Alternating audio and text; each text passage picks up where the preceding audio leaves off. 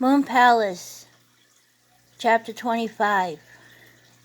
Four Asian women playing mahjong, similar to gin rummy, in the back room of Mrs. Wong's warehouse, just an hour after her business closed around 8 o'clock in the evening. The whole place was quiet, except occasional sound coming from the mechanical room, the walk-in cooler and freezer, as well as the sound from the players.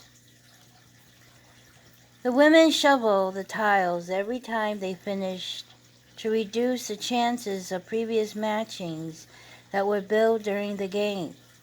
Then they placed the tiles in a row of 2 layers and pushed them forward so the rows be connected to one another in perpendicular, leaving an opening in the middle.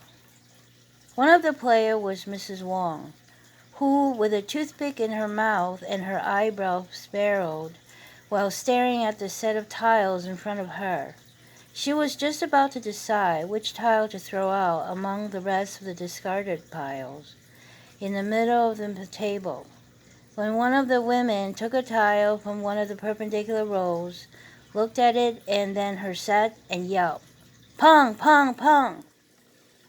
Usually by this time, the 3 other players would make distorted faces and sigh.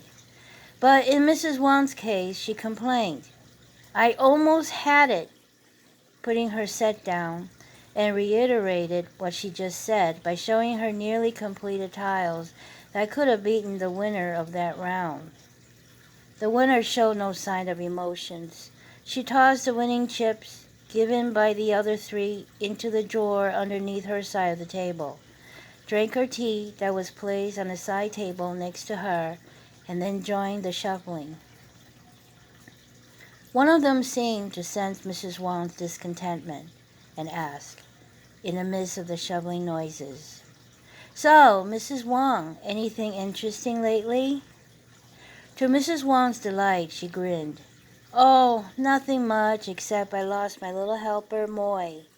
"Oh yes," another woman exclaimed. "I knew something was missing. She normally hang around to bring us tea and snacks while we play." Another woman joined in. "Where is she?" Mrs. Wong shook her head and sighed. She began to tell them while they continued to play. 2 years is a long time. This must have been an accident. Otherwise, this would have happened much earlier," one woman commented. Yes, he probably just wanted somebody on the side," another woman added. "Well," Mrs. Wong took a sip of her tea and put a piece of dry fruit in her mouth, "Moy did a very good job hiding it from me." "How did you find out?" a woman asked. "I overheard the conversation when Mei-ling came to see her," Mrs. Wong replied. "Oh, Lord," the same woman exclaimed. Mrs. Wong furrowed again, only this time it was about a piece of fruit got stuck in her teeth. She picked up a fresh toothpick and covered her mouth with another hand while cleaning. Then she continued, "Just yesterday I heard something from one of their workers." She glanced all their faces to see if they were really paying attention. They were all looking at her with eyes wide open. She said, "Moy has moved into his mother's house, and Mei-ling has kicked her husband out of their home." They all shook their heads, but quickly resumed the game, even though they were all tempted to continue chatting, but the goal this evening was to try to win some money. Thus, much talk and comments about this dramatic news has to be saved till tomorrow, especially for these 3 other women. They all knew it was a gossip they would certainly spread among their family and friends like wildfire, particularly in Chinatown.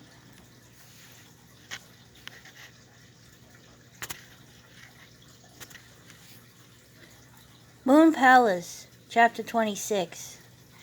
Mei-ling was determined not to let Yuan inside their house. As far as she was concerned, she wanted him to stay away from her as much as possible, even if it means involving the legal system.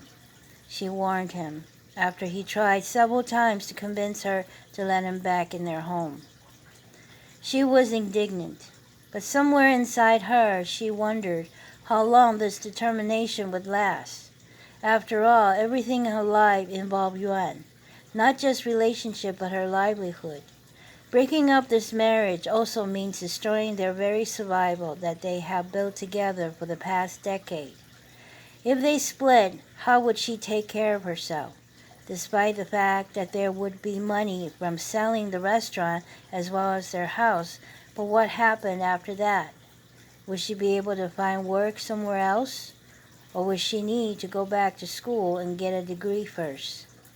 She soon questioned herself whether the determination to keep Yuan out of their house was a moment of anger or a leap of faith towards a new life. Still, in the meantime, she was heated. She has no answer about what to do other than show up for work, take care of the customers, and the books. An invisible shield has built around her wherever she was in the restaurant. She was extremely focused to avoid any contact with Yuan, as well as the rest of the staff, including Wei Long. During lunchtime and dinner time, she ate in her office. Yuan, who has been warned about the legality, did not react or make any comment. The staff noticed it too, which only confirmed to themselves that something was wrong between the two of them. Inside, they were concerned, if not worried. A new routine has begun after the work was done.